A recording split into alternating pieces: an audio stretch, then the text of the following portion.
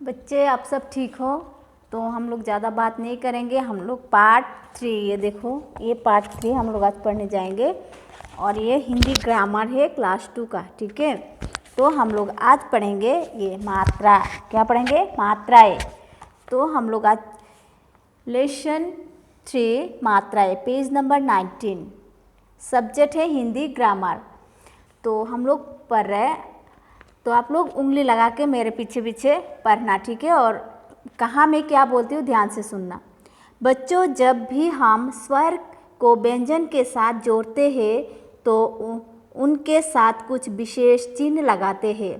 स्वरों के ये चिन्ह मात्रा कहलाते हैं। ये मात्राएं व्यंजन के आगे पीछे, ऊपर नीचे या बीच में लगाई जाती है।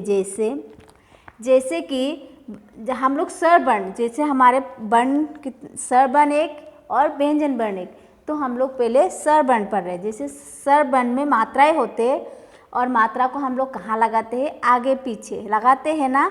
जैसे कि ये तितली है, तितली में मात्रा कहाँ लगाया? एक का त में आगे और एक का ल में पीछे लगाया। तो ये मात्रा है, क्या मात्रा है?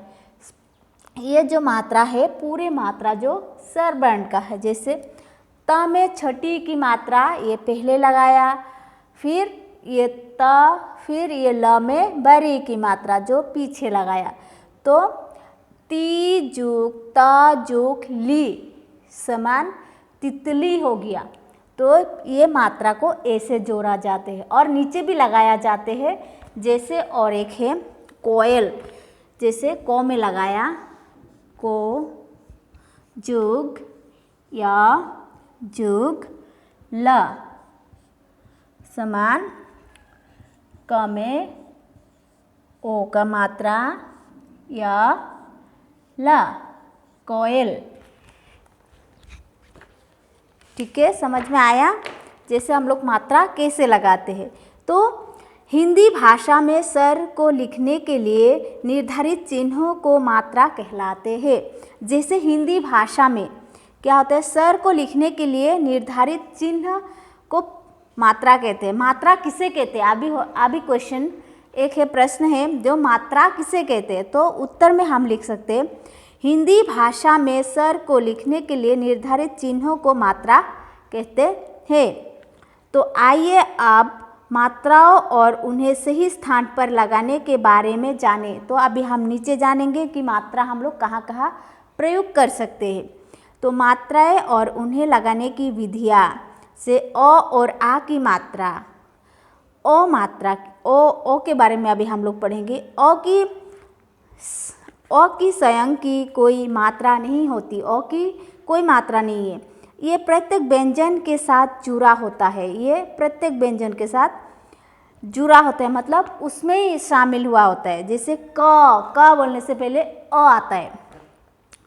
अ रहित व्यंजन को हम हलंत लगाकर लिख तो सकते हैं, लेकिन उसे स्पष्ट उच्चारित नहीं कर सकते। जैसे अ संयुक्त व्यंजन क जुक अ समान क, च जुक अ समान च, ट जुक अ समान ट। जैसे क जुक म जुक ल समान कमल, स जुक ल जुक घ जुक म समान सलगम। आ स्वर की मात्रा आ है, इसे सदैव वर्ण के साथ लगाया जाते हैं। जैसे प जुक आ जुक ल जुक क पालक, अ जुक न जुक आ जुक र समान अनार। ई और बरी की मात्रा, छोटी स्वर की मात्रा छोटी है, ये किसी भी वर्ण से पहले लगाती है। जैसे क जुक छोटी जुक त जुक आ जुक ब। जैसे क में छोटी की मात्रा की, त में आ का मात्रा ता, ब किताब। ऐसे ही ये मात्रा हम लोग कहाँ कहाँ लगाते हैं, आप लोग बुक को खोल के देखने से मालूम हो जाएगा। अभी बरी की मात्रा बरी है, इसका प्रयोग हमेशा वर्ण के बाद किया जाता है। जैसे चीता, ये फोटो तस्वीर दिखाई दे रहा है ना, उसमें देखो पीछे लगाया, बरी की मात्रा पीछे लगाया और त में आ का मात्रा भी पीछे लगाया। और ये मकड़ी, मकड़ी, अड़ी, ये अड़ा में भी बरी की मात्रा पीछे लगाया। और छोटी यू और बड़ी यू की मात्रा, वो छोटी यू और बड़ी यू की मात्रा हमेशा नीचे लगाया जाते हैं। जैसे ये देखो, गुलाब में नीचे लगाया, तुलसी में नीचे लगाया, सूरज में नीचे लगाया। ये छोटी यू ऊपर है और नीचे बड़ी यू, जैसे बड़ी यू का सूरज में नीचे लगाया और भालू में भी नीचे लगाया।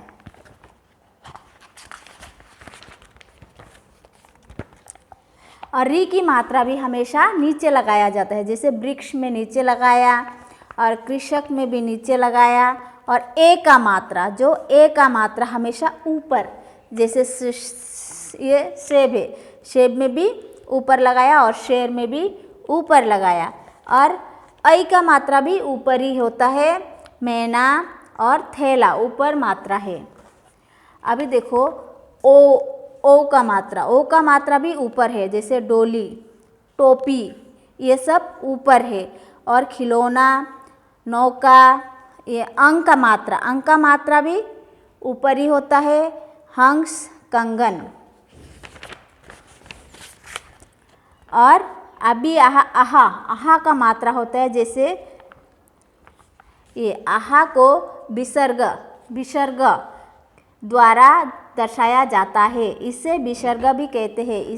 इसकी ध्वनि ह है, इससे कुछ वर्णों के बाद जोड़ा जाता है, जैसे प्रता, अंत, प्राय, इसमें जुड़ा जाता है। तो हम लोग ओ का जितना वर्ण है वो सब कहाँ लगाते हैं हम लोग थोड़ा देखेंगे, ठीक है। जैसे ओ का तो कोई मात्रा नहीं है, आ का मात्रा है, छोटी का मात्रा है, और बरी का मात्रा है, छोटी ऊ का मात्रा है, बरी ऊ का मात्रा है, री का मात्रा है, ए का मात्रा है, ऐ का, ओ का और औ का मात्रा है। और साथ में है अंग ऊपर, और ये आहा। ये मात्रा हम लोग कहाँ लगाते हैं, हम लोग सिर्फ क में प्रयोग करेंगे। अभी क में आ का मात्रा हो गया का, क में छठी की मात्रा हो गया की, क में बरी की मात्रा हो गया की, क में छोटी ऊ की मात्रा कु, क में बरी ऊ की मात्रा कु, क में री की मात्रा क्री, क में दिखाई दे रहे, क में ए का मात्रा, क में ए का मात्रा के, क में ऐ का मात्रा कै, क में ओ का मात्रा को, क में औ का मात्रा कौ। देखा हम लोग मात्रा को कैसे लगाया। अभी अंग, क में ये लगाया तो कंग हो गया ना, और क में ऐसे लगाए तो क, ऐसे प्रोनाउंसिएशन ऐसे होगा, उच्चारण जो ऐसे होगा, ठीक है। तो क में अंग लगाने से कंग और क में अह लगाने से कह, प्रोनाउंस उच्चारण ऐसे होता है। तो आप लोग ये उच्चारण के द्वारा ही हम लोग हिंदी का कुछ मात्राओं को सीखते हैं और करते हैं, ठीक है। तो हम अभी यही समाप्त करेंगे। और ये पाठ को आप लोग को पढ़ने आता है तो आप लोग अच्छा से पढ़ना है और पढ़ के समझना है। बाकी प्रश्न उत्तर में आप लोगों का व्हाट्सएप में करवा दूंगी, ठीक है। शुक्रिया।